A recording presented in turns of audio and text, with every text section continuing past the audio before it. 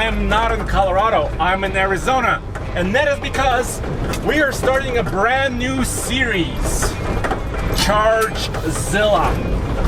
It's a project where we take our beloved 1965 Ford truck, give it a new lease on life, electrify it, and actually sell it later and have the proceeds go to a charity. And let me explain everything about it.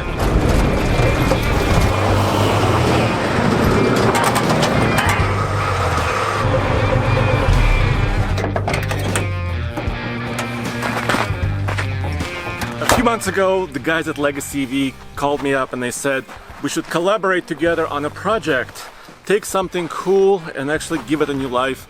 So we decided to take this classic Ford truck, which has been kind of cobbled together from multiple Ford parts, and actually give it an electric heart, a new motor, some batteries, and see exactly where it can take us. And here's the backstory for the truck and the rest of the project. 65 was a very transformational year for the Ford F-Series truck because Ford realized that what was essentially a motorized wheelbarrow was being used to take people to church, into restaurants, into diners, and they had to kind of make them more usable on the road, not just like a farm implement. So, a couple of things happened in this year. First of all, the introduction of the crew cab that came midway through 1965. Secondly, probably most importantly, the introduction of twin I-beam front suspension, and lastly, the engine options. So the twin I-beam front suspension, Ford's first independent suspension in a pickup truck, they used it for decades. It debuted in 1965 on the two-wheel drive F-Series truck. Here's a great way of looking at it. Prior to 1965, you had a solid front axle. When one wheel moved, so the other. Starting in 65, they basically cut the axle in half and gave you two little half shafts. So now, when one wheel moves, the other one is uninterrupted. Chevrolet was doing independent suspension for a little while by 65, but Ford finally introduced it, at least in the two-wheel drive trucks. Now this is actually a four-wheel drive truck, which is really, really rare because most trucks sold in 65, the vast majority were two-wheel drive. If you wanted four-wheel drive throughout the 40s and 50s, you basically went and bought a two-wheel drive truck from a major manufacturer like Ford or Chevrolet, and then you went to a third party like Napco that would sell you a conversion kit to turn them into four-wheel drive. Well, by 1965, of course, Ford was building a four-wheel drive truck in-house, but it was a ridiculously expensive option and not one that many people opted for. But if you got four-wheel drive, you had a solid front axle, so you didn't get that interesting twin I-beam, and then of course you've got manual locking hubs. This is a 300 cubic inch Ford straight six. It debuted in 1965 in this exact truck, the F-100. Wow. They built this engine from 65 through 1996 in the F-Series line of trucks. Now, one of the cool things about the straight sixes is actually the hood emblem. This is one of my favorite parts of the exterior design. They had this really vintage emblem. It's got this lightning bolt that slashes through this gear. This was unique to the six-cylinder trucks. If you got a V8, the 252 cubic inch V8, you got kind of a V through the middle there, but I think this one looks cooler. All right, guys, so we've got a fun video for you today with our 1965 Ford F-100. We are here at German Auto, which is kind of confusing, but our buddy Toby runs this shop. He's hugely passionate about everything automotive, and he loves these old trucks. He's agreed to take on some work with the 65 F-100. We're gonna inspect it and see how bad it is. Spoiler alert, it's pretty bad. As soon as I popped the hood on this old gem, first thing I seen is a pretty decent sized oil leak coming down the engine. You know, I believe it's the valve cover gasket here on top, so it's cheap fix, not the end of the world, but it should be fixed, you know, because it's pretty bad. So that'd be the first thing I'd recommend. After that, you move on to this radiator hose. It's a little cobbled on there. It's bent and a little bit too far of a bend for my likings to flow the proper amount of coolant.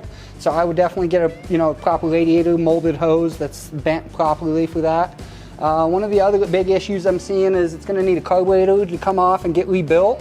The whole bolts actually have came loose on the lower portion of the carburetor and caused it to be loose, and it could be a vacuum leak, and it also could leak fuel externally if it gets bad enough.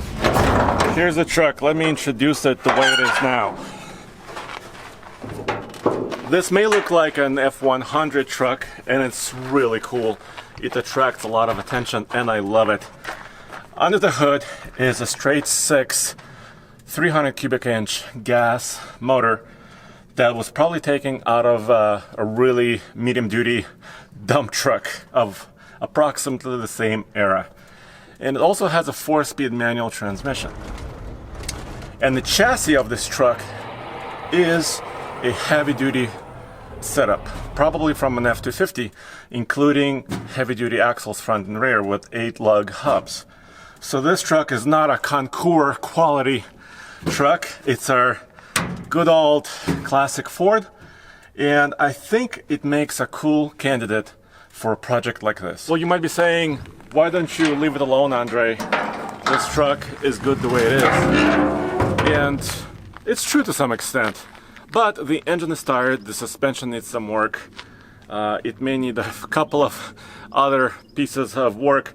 I mean, doing a full restoration on this truck is probably not the right thing to do, but repowering it, I think, is something very, very interesting.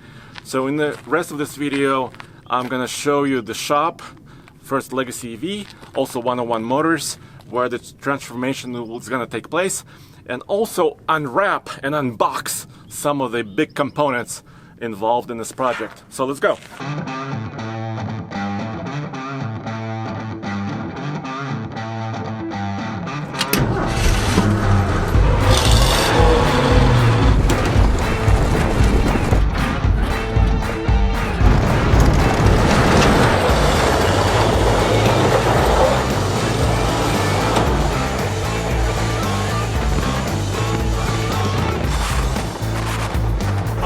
I got onto the highway, well, a side highway, and yeah, one thing is clear. So this truck, you have to kind of understand how it works, learn the clutch, learn the transmission, and sometimes I have to double clutch to go into third.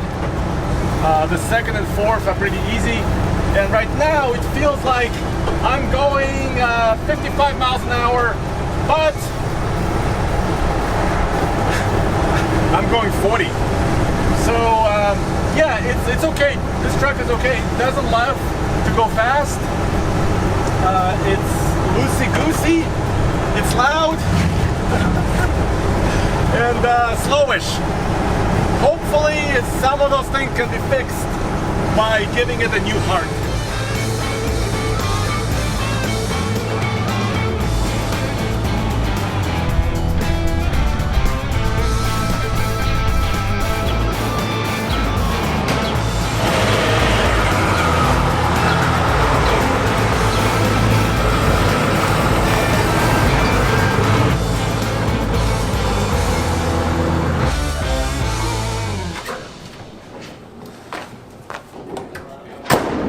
Rob, how's it going? Maverick, thanks.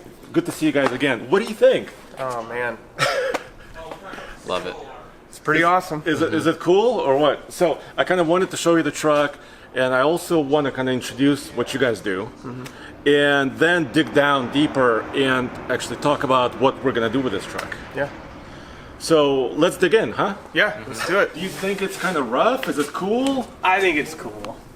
It's gonna be a fun build. We've done quite a few 4-wheel drives, so you know, this one's gonna be a fun build. So Yeah. it's already kind of a project where it's already kind of a mishmash of parts, right? So it's got a Ford F-100 body, bed, this 8-foot bed, but it's got heavy duty chassis. Let me show you the engine. Okay. And what about this? Yeah, when we first started looking at pictures of this truck, I was like, I think this is meant to be. Yeah. You know, the lightning bolt and the. And the gear, right? Yeah. How cool is this? Yeah. So I was doing some research. I don't know everything about it, but in the mid-50s, they introduced this logo on their Ford trucks. So I guess they were forward thinking, maybe? Yeah. I knew it was going to be electric. Let's see. There we go. Bam. Look at that straight six. Yeah. You guys already built a few Broncos together with Gateway, right? Yes. Yeah. So how does this engine bay compare, or what does it look like? Well, space-wise, I think we're going to be good. We're going to be able to fit a nice-sized battery module. I'm looking at your brakes right now, kind of getting a laugh out of that. What's wrong with that? I mean, it barely brakes. Yeah, barely brakes. Yeah. You're gonna be happy to have regen. Yeah. So no, I mean my vision for this is we go to single speed gear reduction. We dual Hyper 9. Yeah, dual Hyper 9 would be awesome. Can you explain that a little bit? The dual Yeah. Hyper 9, what does that mean? Yeah, so you've got a lot of options to do dual motor setups in these vehicles, but one option is you can get one dual shaft motor and then another single shaft motor, and you can tie them together in tandem, and then they can connect directly to the driveline through a gear reduction box. Very similar system to what we put in the red C10, Red October, if you're familiar with that. Okay, yeah. I've seen that. The difference here would be transfer case to four-wheel drive. But yeah, two motors into a gear reduction box, tied into the transfer case. Yeah. And all that'll kind of tuck back in there to where the transmission sits right now, making room for one battery box here under the hood. Okay. And then a second battery box tucked in the frame. I mean, this motor originally was about, barely over 100 horsepower. So, but why use two motors in this case? I mean, could you stay with one, or is it just kind of the range of the power, or? Yeah, we offer multiple motor options. So, manufacturer-wise, we rep about 5 different manufacturers' motors, different horsepower ranges, different power efficiencies. I'm giving you my recommendation off of seeing the truck for the first time. So just like the size of it, kind of the weight of it, the purpose of it, right? Yeah. But we also know that you guys like to test the trucks that you get, Yeah. and so a single motor would do the trick, but a dual motor is going to make it a lot more fun. So what the power number would be like approximately? 300 horsepower, 400 foot-pounds of torque. Yeah. Doubling the horsepower, really. Yeah. From what this had. Yeah. Yeah. Cool. So let's look inside and talk about, because there's a lot of levers there. All right, can I hop in? Yeah. Oh yeah. For the first time? Yeah. See, that's comfy, right? It is. So it's got a 4-speed, and really it says low, right? So the first is really a granny crawler gear. Okay. So if you go down, obviously that's how I start normally. So yeah, so you're thinking we can kind of go away with this? Yeah, we do builds where we keep the manual transmission, but I think going to single speed with a gear reduction torque box is the way to go. Maintaining your lever here for four-wheel drive make for what I would consider a smooth, easy use, just driving drivable. experience. Yeah, just drivable. Yeah. Yeah. It feels way more like driving automatic, but instead of having the car automatically switch gears, it's just single speed, one gear all the way through. So it's super smooth and it feels very modern. We do offer adapter plates and can made up to manual transmissions, but the driving experience of an electric motor with a manual transmission is not what you're used to. So you don't have a motor sitting at idle where when you're at a stop sign, you have to put it in gear Right. and, feather the clutch to the throttle to take off. You can be in second gear and just move your foot from the brake to the throttle and take off, even though it's a manual. Yeah, and you're not getting that auditory, right? The engine doesn't rev up, you can't really hear it. So I get it totally. The ultimate goal is to finish the truck, auction it off, right? Yes. And have the money go where? Back to certified scholarships for certified technician programs. For EV specific, or just Correct. in general? So for the EV certified technician program that we offer, our intentions are to get this truck built, showcase it, let's go take it around, Right. Yeah. prove it works, and then bring it to Barrett Jackson 2023 and put it on the block as a donation back to scholarships for our EV certified technician program. This is part of the future of EV training and technology. So this is a top cart chassis, and it's powered by an electric motor and electric batteries, and we're working to provide an electric-based technician program for high schools, junior colleges, and tech schools that uses this vehicle. So if you can picture being back in high school, and sometimes you don't want to go to school, sit in a basic math class, or do learning the traditional way. Imagine if you had an electric-powered go-kart that you got to come to school and build and learn about camber and electricity and electrical theory, and how much more excited you'd be to come to school to get to drive this thing and learn about how those things work. And Can we take these out and race them? Maybe next time? Now for the super fun part, these are all the new parts, right? One pallet. yeah, this is your electric power plant right here, sitting in a bunch of boxes. So we're talking about motors, battery boxes, 2 of them, right? And everything else. And it's fairly compact. Yeah. How about we load this pallet in the back of the truck, take it over to 101 Motors? Yeah. Because 101 is going to be helping us build this, right? That's correct. 101 is one of our shops that are an authorized installer, and yeah, when you approached us with this project, I've reached out to Tony and said, "Hey, Tony, I think this one might be a good fit for you guys. What do you think?" And Tony's down to do just about anything. So, Well, Tony is close. yeah, Yeah. And Tony also is, he builds a lot of trucks. yes, Yeah. This is going to be like a Makes sense. sentimental part of what we're doing here. We're about to load all the electric components into the bed of the truck and drive it on its last journey. Powered- Last gasoline journey. Yeah. Last gasoline journey Yeah. to get repowered. I'm excited. All right, It's let's gonna do be it. Now, Maverick, there's one thing we did not mention yet, which is how will the gauges work when we have an electric power plant, speedometer, battery level, etc. Yeah, so we'll be able to leave the stock gauges in here and connect the speedometer to the VCU that will run the electric motor. And then the speedometer is actually going to end up being GPS based, but it's going to connect to the existing gauges. To the needle itself. Yep. What about like battery level or state of charge? Yeah.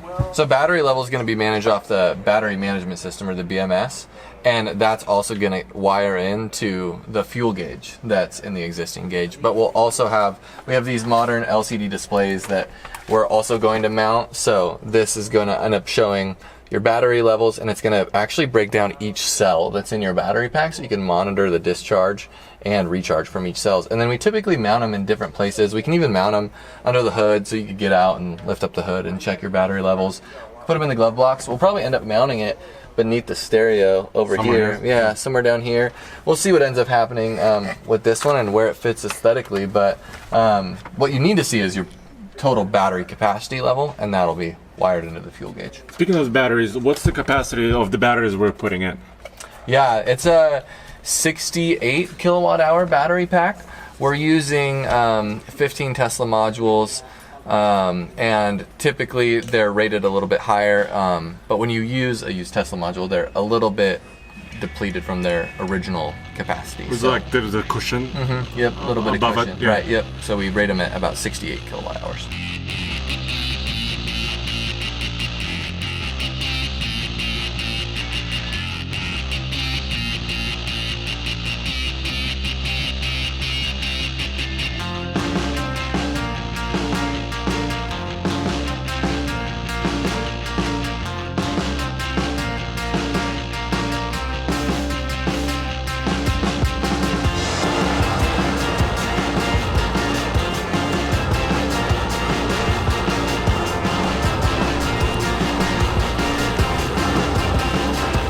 Alright guys, now it's time to roll on over to 101 Motors and meet Tony and the team. They're the builders.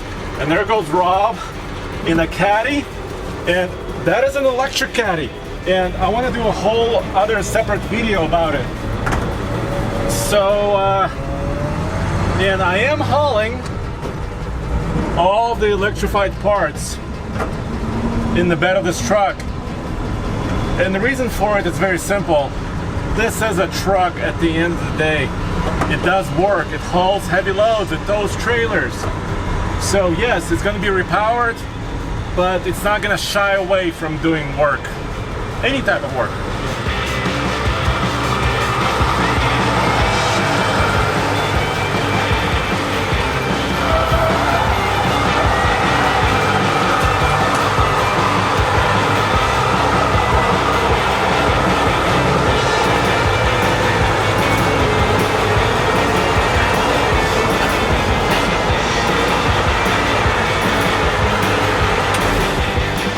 Alrighty, this is 101 Motors.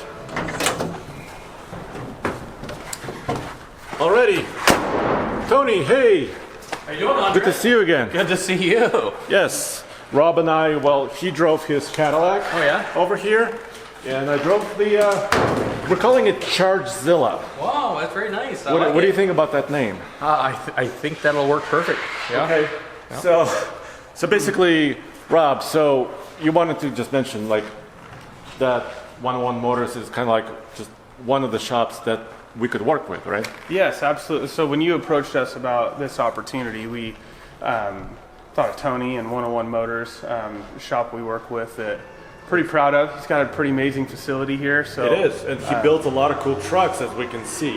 Yep. Yeah. Thank you. Thank you I very mean, much. we're talking about you in third person, but you're right here. Yeah, I am. I'm here. Yeah. Like I said, I'm up for the challenge. This is going to be a fun one.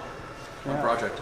So yeah, for me, Tony, you know where to find me. Yep. But, Thanks, Rob. you guys have fun, and right. I'm gonna head back. And if you need anything from me, give me a call. All right, well, thanks, dude. All right. All right. Thanks, Rob.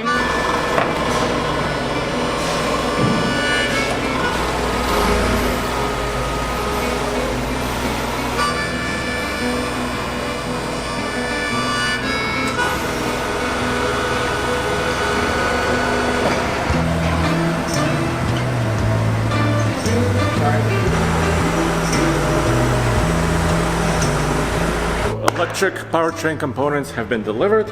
Let's unbox some of them because I'm excited to see exactly what we're dealing with. So yeah, this is your wiring harness for your motor. And so in here we've got the brains of the operation that's going to control the spinning of the motor. So we got a bunch of wires and connectors and a whole harness all built out. Right there. Right, yep. And then that is your chill plate for your motor controller unit, your MCU/VCU. And so that's gonna make sure that your MCU is not overheating your inverter. So yeah, we've got here a DC to DC converter. And so in a gas-powered car, you have an alternator. That's how you charge your 12-volt battery, right? But in an electric car, you don't have an alternator. So how do you get power to your 12-volt system? You do still keep your 12-volt system.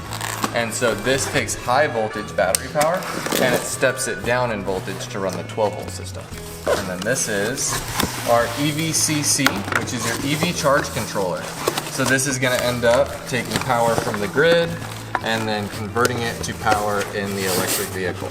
This Hyper 9 motor system comes with the integrated motor control unit. And so this is the inverter and motor controller. Oh, it's actually bigger than I thought it was going to be. Yep. And so your chill plate mounted on the bottom of this one already, but we're doing dual shaft, so that's why you saw another chill plate. Oh, I see. Yep. And then that big wiring harness that was in the box with the motor, right here, goes in here, and goes to all your peripheral systems. What is happening? I mean, it's just How many guys does it take to open up a Apparently a lot. Yeah. Pull it. yeah. Boom. Voila. Wow. Now that is a good looking motor. There we go. Yeah, Are you 130 freaking pounds. kidding me? It's 100. It's heavy, dude. Yeah. Yeah. Can I try? Yeah. Usually Don't like worry a back that. two-person. It's 130 pounds, easy. Yeah. One, Careful, 'cause two. that'll spin on you too. Yeah. You got it. So this is just one of the motors. Just one of the motors. Yeah. Yeah. Weighs about 130 pounds. And then you can see that this one is just single shaft. So it's gonna have one output shaft, and then the other motor is dual shaft. And so it's gonna end up mating together. There'll be a coupler clamped here, and they'll spin together. And that goes to a reduction box Yep. we talked about. And Yep. then transfer case will be downstream. To the drive shaft. Yeah. Okay. This it has a red line. It does. 8,000 RPM. It says 8,000 on. This puppy has a red line of How about 2,000? 3,000 maybe. Yeah. If you're on a good day, right? Yeah. So these are the two battery boxes and they're full, they're built, right? Yeah, these are complete battery boxes. This one's designed to mount in the engine bay, and then this one's going to mount in the rear. Kind of between the frame rails maybe? Between the frame rails, yep. Okay. All your plugs are there, ready to go, and just get connected. Is it just immaculate and perfect? Yep. I'm still thinking about it. I think it's gonna be a fun project. I can tell you that. You know, one thing, Andrea, that I do like though, this has got a lot of room. We'll get this thing taken out, get the cab up in the air? Yeah, I think on this project, Andre, I think we're going to separate the cab and the bed from the frame, and just do it as a frame off. So not that we're going to restore everything, but it's just going to make it a lot easier for us to work on. So, So you can get to all the components, maybe fit like the battery box, for example. Yeah, there's going to be quite a bit of welding. Well, it'd be really nice to turn the filler neck into the charger port. Yeah, we'll see if we can make that work for you. It's going to be a sleeper in a way. Yep. Because, if it keeps the patina and it keeps kind of the running gear, all the tires and suspension, should we keep the exhaust system? I definitely think so. Let's take a look. But I don't know how much of it's still there. It's a little bit ugly. Yeah, it quite is, but it's original or somewhat original. So, we'll play that one by ear. Maybe we'll keep that. Oh, this is embarrassing. I just noticed this. There is a tie down that's still hanging on the axle. Yep, I definitely noticed that. Sorry about that. That's all right. Any warmth in your heart for this motor? There is, definitely. I'm kind of torn on this project, right? Because this truck still runs. The motor is good. I mean, these 300s are known, right, for their reliability and just torque.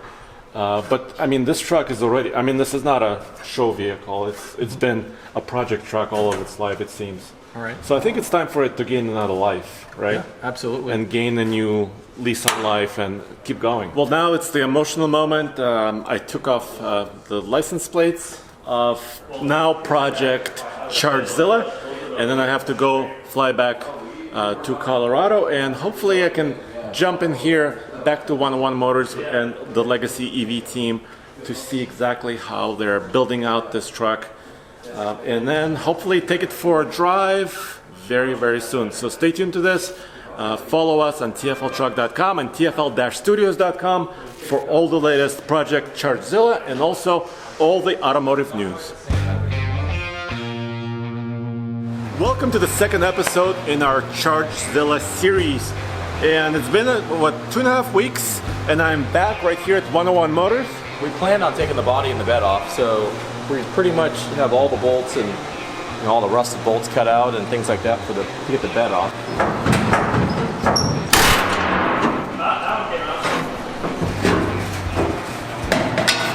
Here's some of the work that the guys did. Basically cutting off totally rusted bolts that are holding the bed and the body. Well, some of them came off. We're gonna unveil a full frame, right? All right, let's keep it coming. Is this normal, guys? Yeah. Right, this is the steering shaft we're working with, and it's just stuck. It doesn't want to come out.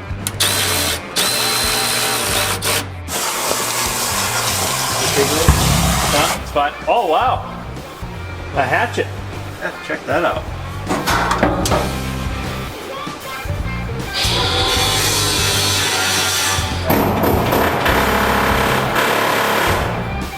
Next what we're going to do is we're going to use the hoist to lift the cab off the chassis, but it's going to be a little tricky because of that steering shaft at that angle. We're probably going to have to lift and roll out the chassis from underneath it.